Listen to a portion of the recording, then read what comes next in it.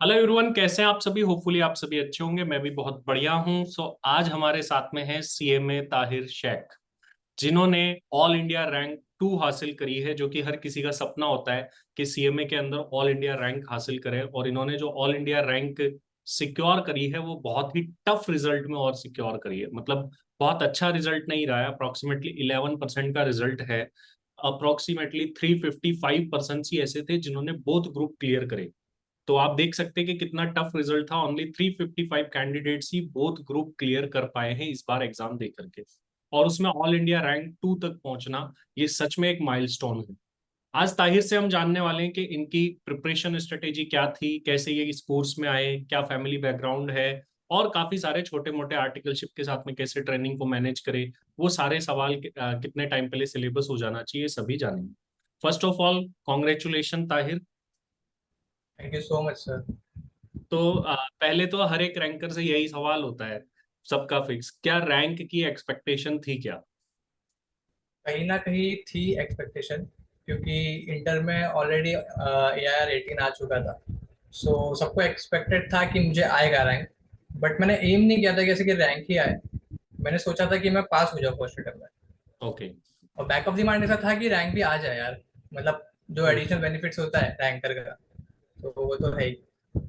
सो आपने जैसे रैंक का एक्सपेक्टेशन किया मन में, अब मैं काफी सारे स्टूडेंट्स को ये देखता हूँ जो कि ये बोलते हैं कि सर पास हो जाऊं तो ही बड़ी बात है, या फिर सिंगल ग्रुप के लिए भी जाते हैं काफी सारे लोग जो है। तो आप जब इस वर्ल्ड में ऐसे लोग भी हैं जो कि बोथ ग्रुप देने से ही डर रहे हैं, आपने तो इवन बोथ ग्रुप दिया और उसमें रैंक भी हासिल करा। तो क्या डिफरेंस लगता है आपको कि सिंगल ग्रुप का माइंडसेट कभी बना आपका फाइनल में, या हमेशा से बोथ ग्रुप का ही था? कैसे हैंडल किया इतना प्रेशर? यस यस, पहले तो मैंने यही सोच लिया था। जैसे मेरा इंटर हुआ तो मैंने सोच लिया था कि फाइनल टफ होने वाला है। सो फाइनल में मैं सिंगल सिंगल ग्रुप दूंगा। बट लोगों ने मुझे बोला कि नहीं नहीं, तुझे रैंक आया है दोस्त, तो क्यों जा रहा है सिंगल सिंगल में। तू दोनों ग्रुप एक साथ देना, टाइम लेके दे। सो मैंने बोला ठीक है, चलो दोनों देते साथ में। लेकिन दोनों ग्रुप देने का एक जो मतलब ड्रॉबैक होता है ना, वो कि एक दिन का छुट्टी नहीं मिलता है बीच में। हम्म। वो बहुत टफ होता है। मतलब जो देते हैं बहुत ग्रुप, हैट्स ऑफ यार। मतलब आधे दिन में पूरा सिलेबस करना होता है, तो वो अटेम्प्ट करना ही बड़ी बात है एक्चुअली। राइट राइट राइट, बहुत ज्यादा हेक्टिक प्रेशर होता है। ठीक हो जाता है। Relate। और अब चलिए एक और सवाल, रैंक के बारे में कैसे पता चला? ये तो आपने मुझे कॉल किया था सुबह सुबह कि हेलो ताहिर, अब तो AR 2 आया है। सो आई वॉज शॉक, अरे बाप रे, AR 2 आ गया। हाँ, रिजल्ट का मुझे लगा कि आपको रैंक के बारे में पता होगा, तो जैसे ही मैंने कॉल किया और बोला कि आपका रैंक आया, तो आपका you were like sir rank आया है और उस हाँ एक्चुअली, ए आई क्योंकि आर मुझे टू पता को। नहीं था। मुझे लगा कि आएगा रैंक लिस्ट बाद में आएगा, हम्म। बट इतना जल्दी आता है वो मुझे पता नहीं था। ओके। सो और आपका ही पहला कॉल था उसका। ए आई आर टू का एक्सपेक्टेशन था? नहीं, AR 2 का एक्सपेक्टेशन नहीं था। रैंक कहाँ तक एक्सपेक्ट करी थी कि इस रेंज में आ जानी चाहिए? मतलब जब एग्जाम से निकला, जब एग्जाम हम्म। दे दिए मैंने, तो पेपर्स तो अच्छे गए थे मेरे। तो पास हो जाऊंगा इतना कॉन्फिडेंट था मेरे अंदर कि पास तो हो जाऊंगा। और अगर अच्छा पेपर चेकिंग हुआ और व्हाट टू बी सेफ, किस्मत अच्छी हुई तो रैंक भी आ जाएगा। बट सिंगल डिजिट रैंक तो एक्सपेक्ट नहीं किया था। उसके बाद रिजल्ट जब देखा मैंने तो मार्क्स अच्छे थे मेरे। तब मुझे लगा कि हाँ, सिंगल डिजिट रैंक आ सकता है। चलिए, ग्रेट ग्रेट। तो बहुत कम ही लोग ऐसे होते हैं जो कि रैंक की वैसे एक्सपेक्टेशन लेके चलते हैं जिनकी रैंक आएगी। मैंने लास्ट अटेम्प्ट में बस एक पीयूष को ही देखा था जिनका ऐसे था, सर मेरा पहले से फिक्स था या तो 2 आएगा या 1 आएगा अगर एक क्वेश्चन ठीक हुआ। तो वो उनका फाउंडेशन इंटर फाइनल, शायद इंटर में AIR 2 था, देन फाइनल में AIR 1 लेकर के आए। तो कॉन्फिडेंस लेवल काफी ज्यादा था। बट जनरल मैंने जो देखा है कि आप रैंक की एक्सपेक्टेशन रखते हैं, बट नंबर्स गैस करना काफी मुश्किल होता है कि नंबर हम गैस कर पाए। तो चलिए, बहुत अच्छा कि AIR 2, और आई थिंक नॉर्थ इंडिया में तो आपका फर्स्ट ही होगा। तो नॉर्थ इंडिया से फर्स्ट रैंक होगा आपका, तो ये आप यूं भी बोल सकते हैं नॉर्थ इंडिया फर्स्ट रैंक कर दिया आप साथ ही साथ में। तो अब थोड़ा सा आगे बढ़ते हैं। अब स्टूडेंट्स की एज ए स्टूडेंट लाइफ अगर हम देखें, तो सबके मन में ये कंफ्यूजन होता है। पहली बात तो रैंक के लिए तो बहुत कम जो लोग हैं टारगेट करते हैं, पहला टारगेट उनका होता है पास होने का। तो जनरली वो आप सभी लोग वो करते हैं, और आप भी बोल रहे हैं कि आपका भी पहला टारगेट यही था। तो ये जो बोध ग्रुप होते हैं, 8 सब्जेक्ट की स्टडी, इसको सम अप करना काफी मुश्किल होता है। ये कैसे एग्जैक्ट किया आपने? क्या स्ट्रेटेजी थी आपकी, कैसे आप पढ़ते थे, प्रैक्टिकल पहले पढ़ते थे, थ्योरी बाद में पढ़ते थे, दोनों ग्रुप एक साथ पढ़ते थे? ये काफी सारे क्वेश्चंस है स्टूडेंट्स के, उसके बारे में थोड़ा सा बताएं। ओके, तो लेक्चर से स्टार्ट करते हैं। मैंने पहले लेक्चर स्टार्ट किया ग्रुप 3 के, और ग्रुप 3 के मैंने पूरे लेक्चर्स खत्म कर दिया, अलॉन्ग विथ एक बार रिवीजन करता था मैं। जैसे ठीक। कि एक टॉपिक मेरा हो गया कंप्लीट, कोई भी एक चैप्टर खत्म हो गया तो उसका एक रिवीजन कर लिया, उसके बाद दूसरा चैप्टर उठाया। सो ऐसा करते करते ग्रुप 3 मैंने खत्म किया लेक्चर देखना। देन मैंने ग्रुप 4 उठाया। अब जब मैंने ग्रुप 4 उठाया ना, तो मैं ग्रुप 3 के लिए रिवीजन भी करते रहता था साथ में, वरना वो निकलते जाता पीछे से। हम्म। तो ग्रुप 4 के साथ साथ ग्रुप 3 के रिवीजन भी, और ग्रुप 4 थोड़ा कंपैरेटिवली व्हाट डू वी से कम वाइड है उससे, राइट। थोड़ा कम है, तो उसके साथ हो जाता है रिवीजन। तो राइट। एक बार मेरा रिवीजन के साथ लेक्चर्स खत्म हो गए, देन मैंने सेकंड रिवीजन स्टार्ट किया। और उसमें मैं कैसा करता था, एक दिन का प्लान बना लेता था। सो एक दिन में मैं 4 स्लॉट्स बना लेता था, 2.5 2.5 घंटे के, और मैं एक स्लॉट्स में एक टॉपिक पढ़ता था। सो ऐसा मैं ग्रुप 3 4 मिक्स कर करके दोनों पढ़ता था साथ में। ठीक है, तो फर्स्ट प्रेफरेंस आपने ग्रुप 3 को दी, देन ग्रुप 4 स्टार्ट करा। तो ग्रुप यस। के साथ साथ लेकिन आपने ग्रुप 3 को भी नहीं छोड़ा, वो भी यस। आप साथ साथ में कवर करते रहे। अब एक जनरल क्वेश्चन है मेरा स्टूडेंट पॉइंट ऑफ व्यू से। स्टूडेंट्स को डाउट बहुत आते हैं, कुछ स्टूडेंट्स को, और कुछ स्टूडेंट्स ऐसे होते हैं जिनको डाउट आते ही नहीं। I was going through your chat, मैंने देखा कि आपने कुछ ऐसे खास डाउट पूछे ही नहीं है। तो आप क्या करते थे, मतलब स्टडी में ऐसा कि क्या स्पेशल आपने करते थे? क्या आपको इतने डाउट आते ही नहीं थे, या खुद ही सॉल्व कर पाते थे, क्या किया मतलब ऐसा? क्योंकि ऑनलाइन पढ़ने में ये सबसे बड़ी चीज रहती है कि आपको खुद को डिसिप्लिन मेंटेन करना है। ऑफलाइन वाले तो फिर भी ऑन द स्पॉट डाउट पूछ लेते हैं, तो उसको कैसे मैनेज किया? सो इसके लिए ना, इंटर का जो बेसिक फाउंडेशन होता है ना, वो बहुत इंपॉर्टेंट होता है। जो हम इंटर में जब स्टार्ट करते हैं, जैसे कि डीटी में इंटर में स्टार्ट करता हूँ, तो मैं जीरो से स्टार्ट करता हूँ। तो तभी मेरा जो कंसेप्चुअल नॉलेज है, तभी अगर मैं एकदम प्रॉपरली पढ़ लेता हूँ ना, तो फाइनल में इजी हो जाता है। और फाइनल में मुझे इंटरनेशनल टैक्सेशन पे थोड़ा ज्यादा ध्यान देना पड़ता है, और जो बाकी का है मेरा वो निकल जाता है, असेसमेंट तो हो जाता है। सो डाउट्स आते थे, थोड़े बहुत आते थे, अगर कुछ ज्यादा डाउट भी लगा ना तो मैं आपको पूछता था, वरना मैं थोड़ा बहुत यहाँ वहाँ से रिसर्च करके कर लेता था वैसे। चलिए, ये एक माइंडसेट बहुत अच्छा होता है, क्योंकि व्हेन आई वाज स्टूडेंट मैं भी ये आपका सेम माइंडसेट रखता था। क्योंकि अगर डाउट आया, और सेल्फ रिसर्च आप जितना करेंगे ना, उतनी ज्यादा नॉलेज खुद की भी बढ़ती है। और टीचर तो 1 मिनट में बता देंगे और वो अपने पॉइंट ऑफ व्यू से आपका डाउट भी क्लियर कर देंगे। बट अगर स्टूडेंट ये माइंडसेट रखे कि मुझे डाउट एंड में जाके पूछना है, पहले सेल्फ रिसर्च करनी है, तो उससे आपको काफी सारी नई लर्निंग्स वगैरह मिलती है। और जैसा कि फाइनल में बताया ताहिर ने, कि अगर आप इंटरनेशनल टैक्स को अच्छे से कर लेते हैं, मैं क्लास में भी काफी बार बोलता हूँ ये कर लो आप पास, तो ये एक ही टॉपिक आपको करा देगा। आपके अप्रोक्स 63 मार्क्स आपने डायरेक्ट टैक्स में स्कोर करे। कोई पेपर को अटेम्प्ट करने को लेकर के कोई स्पेसिफिक स्ट्रेटेजी, या नॉर्मल जैसे अटेम्प्ट करते हैं वैसे ही किया? स्ट्रैटेजी तो ऐसा कुछ था नहीं, मैंने पहले प्रैक्टिस क्वेश्चन पेपर सॉल्व किए थे। सो एक स्ट्रैटेजी था कि पेपर देख के डरना नहीं है, क्योंकि कैसा हो जाता है ना कि वो लोग पहले टफ क्वेश्चन दे देते। अभी डीटी का मुझे याद है, शायद से पहले के 2 3 एमसीक्यू टफ आए थे, और बाद में थोड़े इजी थे। तो अगर मैं 5 मिनट पहले एमसीक्यू में दे दूँ और उसमें ही वेस्ट करूँ टाइम, तो वेस्ट हो जाएगा ना मेरा टाइम। सो जो टफ लग रहा है उसको side, for the time being side में रखो। जितना हो रहा है उतना कंप्लीट करो पेपर पहले, फिर जो नहीं किया है वो ट्राई करो। ओके, सो आपकी स्ट्रेटेजी ये होती थी कि आपको जो आ रहा है वो पहले आप पूरे पेपर में वो सारी चीजें कर लेते थे, देन आप सोचने पे टाइम लगाते थे, जिससे आपकी टाइम सेविंग काफी हुई। Yes sir. पेपर कंप्लीट हो गए थे आपके सारे? सारे पेपर्स कंप्लीट हो गए थे मेरे। सब कंप्लीट हो गया था। तो ये एक बहुत अच्छी बात है, क्योंकि काफी सारे लोग जो पास नहीं हो पाते हैं या रैंक से रह जाते हैं, उन्होंने पेपर्स ही 80 85 मार्क्स के अटेम्प्ट किए होते हैं, तो 10 15 मार्क्स तो उनके वहीं रह गए। और इसका सबसे बड़ा रीजन, जो कि ताहिर ने भी बताया, कि वो काफी ज्यादा क्वेश्चंस पर सोचने लगते हैं शुरुआत में ही, और वो अपना बहुत ज्यादा टाइम डिवोट कर देते हैं। देन एट द एंड जाके पता चलता है कि हमारा बहुत सारा टाइम निकल गया, देन वो फास्ट चीजों को कवर करते हैं। तो वहां जो है एक्यूरेसी रेशियो भी कम हो जाता है। ये एक रीजन होता है। चलिए, पेपर अटेम्प्ट करने को लेकर के हमने बात कर ली। अब बात करते हैं वो 8 डेज का प्रेशर, जिससे सब डरते हैं और इसी वजह से एक ग्रुप देते हैं। उसको लेके कोई स्पेसिफिक स्ट्रेटेजी थी? उसके लिए जब हम रिवीजन करते हैं ना, फर्स्ट रिवीजन, जैसे मैंने अभी लेक्चर देखा, पहला रिवीजन में कर रहा हूँ, तो पहले रिवीजन के टाइम आप समरी नोट्स बना लो। आप तो लेक्चर में हमें बोल देते थे कि आप लोग लेक्चर में लिख लो समरी नोट्स, आप लिखवाते थे। जी। सो इंटरनेशनल टैक्सेशन का तो पूरा बन गया था। सो आगे का भी मैंने समरी नोट से कंटिन्यू किया, और वही समरी नोट्स एक दिन पहले पढ़ा। सो अलग से आप अगर एक दिन पहले पूरा पढ़ने बैठोगे तो नहीं होगा। तो पहले से आपको प्रिपेयर करना है एक समरी नोट्स जो आप एक दिन पहले रेफर करोगे, और वो एक दिन भी नहीं होता, आधा दिन ही मिलता है अगर बहुत ग्रुप देंगे तो, क्योंकि ट्रैवलिंग में उतना टाइम निकल जाता है कि आधा दिन ही बचता है। सो उसमें वो समरी नोट सारा गो थ्रू कर लो। ओके। सो मेन आपका जो स्ट्रेटेजी रहा, आपने सब्जेक्ट्स में शॉर्ट पहले से ही, मतलब जब आप स्टडी कर रहे थे तभी उन 8 डे की प्लानिंग करके चल रहे थे कि मुझे हाफ डे में सिलेबस कैसे कंप्लीट करना है, उसके लिए शॉर्ट नोट्स बना करके रखे। एनी स्पेसिफिक क्वेश्चन जो आपने मार्क करके रखे थे कि मुझे ये एग्जाम टाइम पे करने हैं? In any specific question? या स्ट्रेटेजी में आपने ऐसा रखा था कि मुझे ये क्वेश्चन एग्जाम टाइम पे करके जाने हैं, या फिर आप सारे क्वेश्चन करते थे?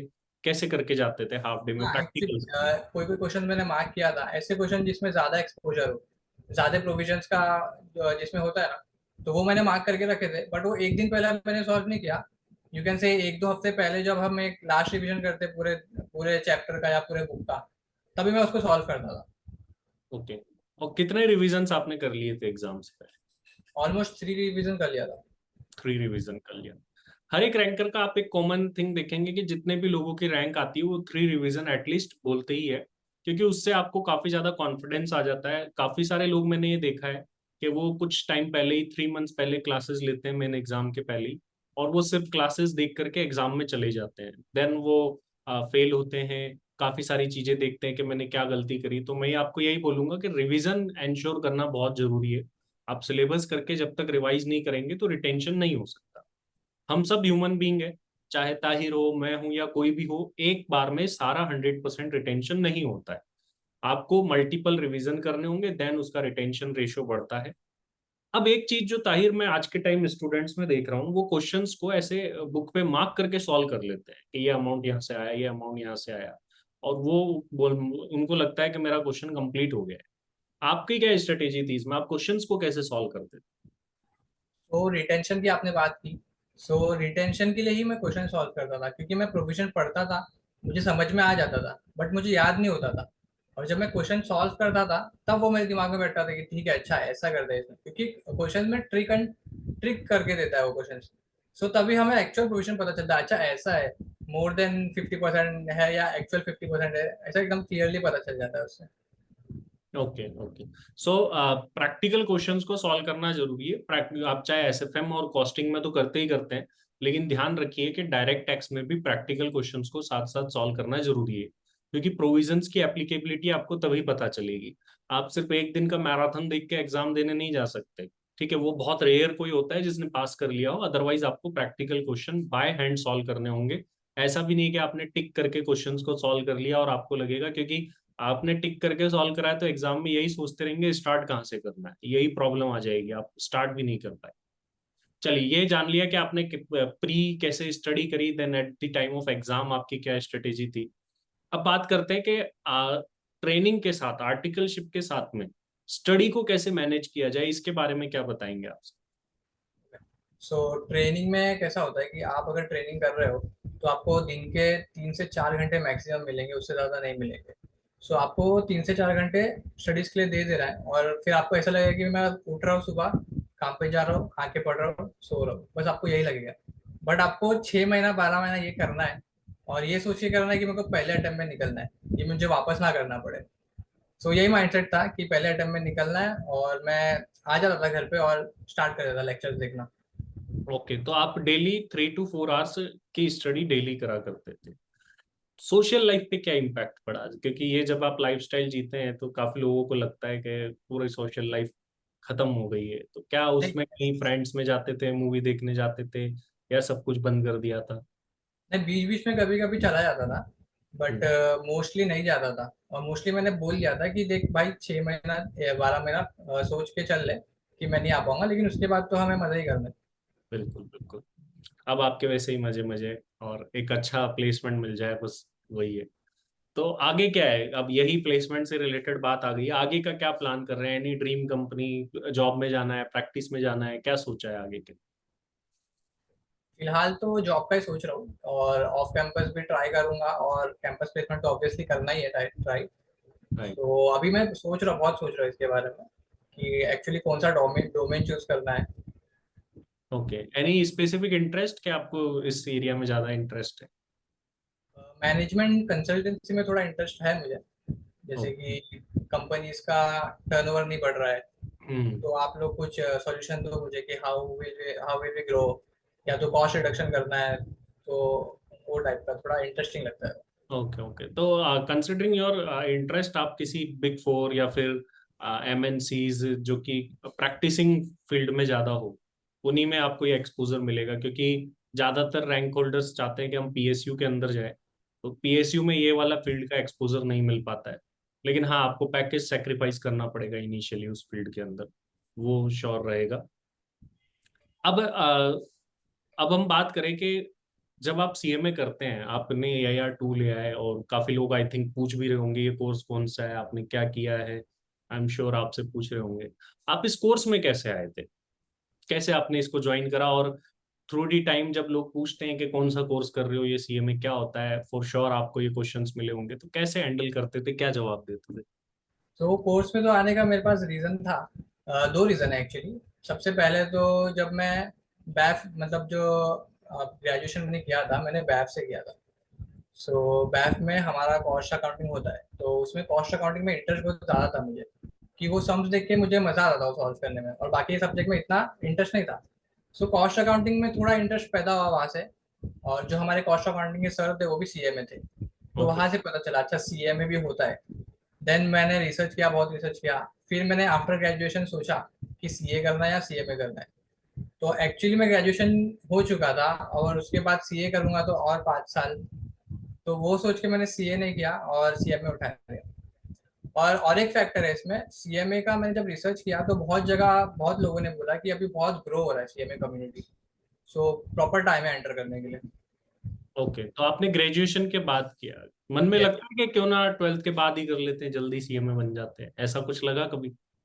हाँ ऐसा लगा था, पर ग्रेजुएशन के बाद ही किया। आप क्या कहेंगे लोगों को, जितने भी स्टूडेंट आपको देख रहे हैं, 12th के बाद सीएमए में एंटर करें या आफ्टर ग्रेजुएशन करें? 12 के बाद करना चाहिए एक्चुअली, देखा है तो आप बहुत जल्दी एज में बन जाते हो सीएमए। ओके, अब आगे बात करते हैं।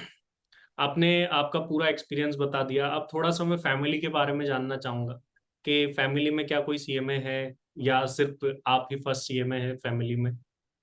नहीं, फैमिली में कॉमर्स फील्ड से तो कोई है ही नहीं एक्चुअली, देखा जाए तो। मेरी जो सिस्टर है वो सॉफ्टवेयर इंजीनियर है, और मेरा भाई का बिजनेस है। सो ओके, कोई ऐसा कॉमर्स फील्ड से तो है नहीं। तो उन्हें पता है आपने कितना बड़ा माइलस्टोन अचीव करा है, या लगता है कि हाँ यस ठीक है यस कुछ सर, करा? They know. तो वो काफी सपोर्टिव है फैमिली इसको बहुत लेकर। जरूरी। अच्छा, फैमिली बैकग्राउंड पर मैं आऊं तो क्या किस कैटेगरी में आप सोचते हैं कि फैमिली को आपको अर्निंग करके देनी है, या फिर जैसे आपकी फैमिली में सेटल्ड कुछ लोग हैं, तो क्या आप प्रैक्टिस का सोचते हैं, मैनेजमेंट कंसल्टेंसी जैसे आपने बताया, या आपको किसी कंपनी के थ्रू ही मैनेजमेंट कंसल्टेंसी में जा? प्रैक्टिस का भी सोच रहा हूँ मैं, बट फिलहाल तो नहीं। जैसे जैसे आगे जाएंगे, थोड़ा कैपिटल बढ़ेगा, तो मे बी यस प्रैक्टिस में भी एंटर कर सकता हूँ। प्रैक्टिस भी चलता रहता है back of the mind. Okay okay, तो क्योंकि काफी कम लोग हैं जो कि सीएमए के अंदर प्रैक्टिस को की तरफ जाते हैं। फर्स्ट ऑफ ऑल सबका प्रेफरेंस रहता है कि अच्छी पीएसयू मिल जाए, उसमें एक अच्छा पैकेज मिल जाए और एक अच्छी लाइफस्टाइल जिए, यही सभी का सपना रहता है। तो मोस्टली मेरी तरफ से सारे के सारे क्वेश्चंस हो गए हैं।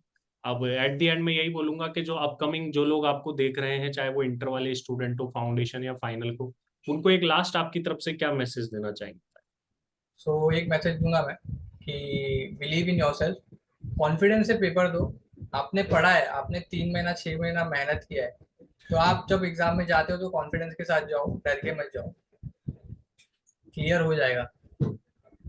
तो ताहिर की कई भी बात याद रखिए, पहले तो फियर काफी लोगों का होता है, मैं ये देखता हूँ कि लोग क्लास टेस्ट में अच्छा परफॉर्म करते हैं बट एग्जाम में सेम क्वेश्चन को गलत करके आते हैं, एग्जैक्टली। क्योंकि due to the pressure of the exam. तो वो अगर आप कॉन्फिडेंस रखेंगे तो वो आप हैंडल करिएगा, सबसे पहली चीज। और पावर कट भी हो गया है, चलिए हमारा इंटरव्यू वैसे तो हो चुका है।